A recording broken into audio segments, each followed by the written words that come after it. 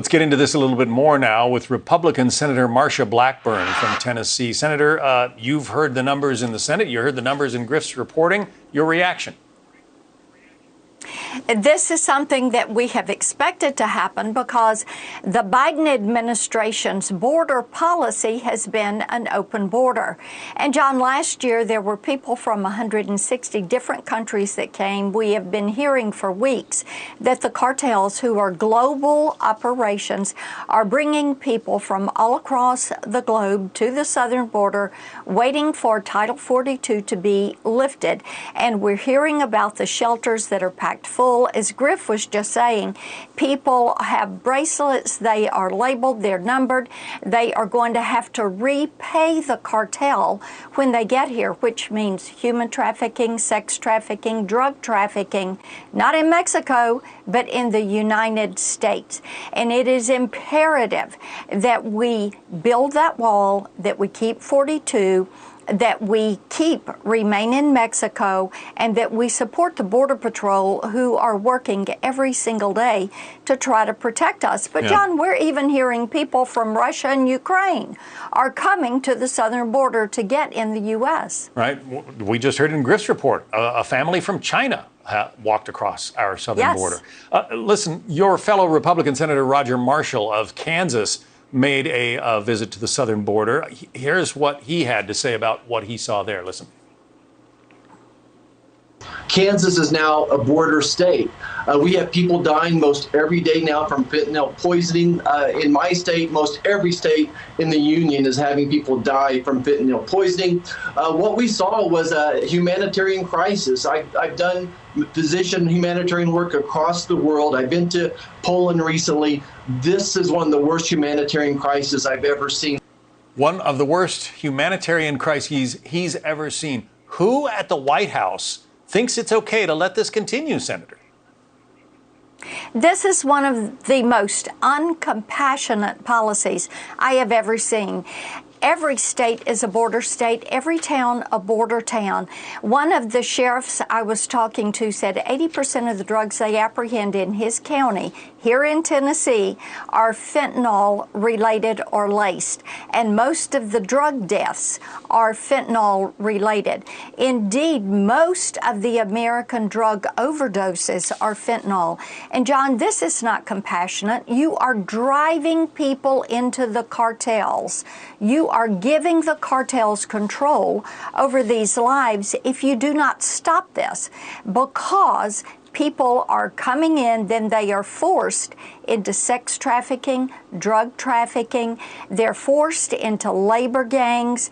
They are also MS-13 gangs. You are seeing crime on the streets. And when I talk to Tennesseans, three big issues: inflation, crime, and drugs. We're going to get into inflation. All related to that open border.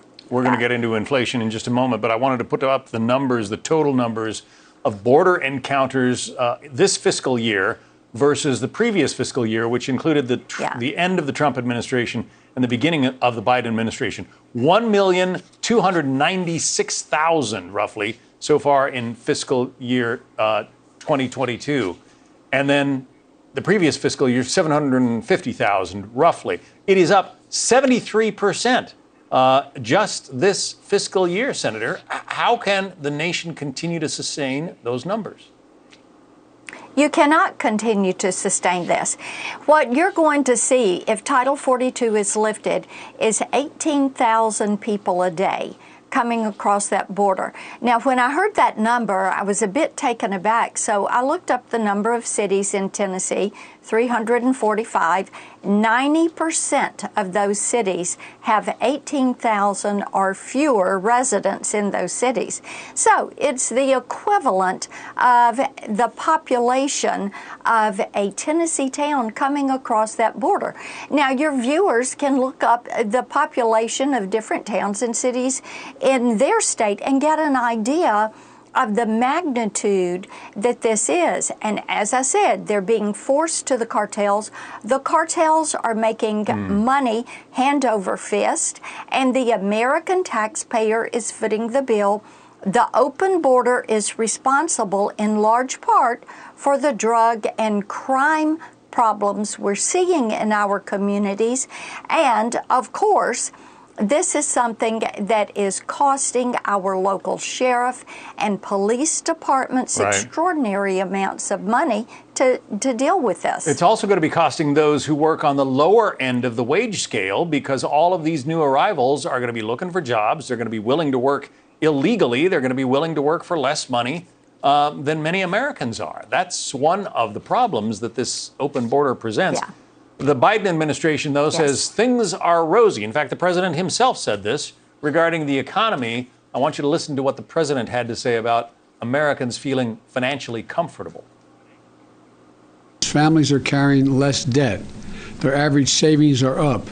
A recent survey from the Federal Reserve found that more Americans feel financially comfortable than any time since the survey began in 2013.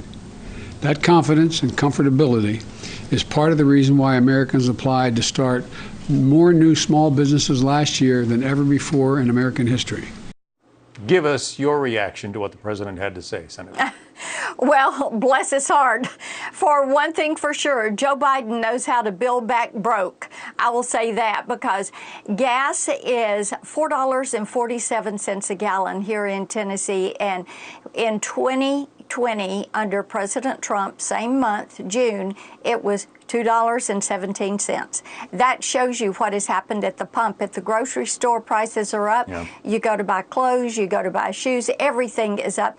People are stressed. They are stressed to the max because they know things are out of control. The spending is out of control. The crime, the border. And, you know, when you talk about the issue of inflation and how it impacts families, they're beginning to say, okay, what is this going to look like? They're very nervous about what the Biden economic policies hold for them.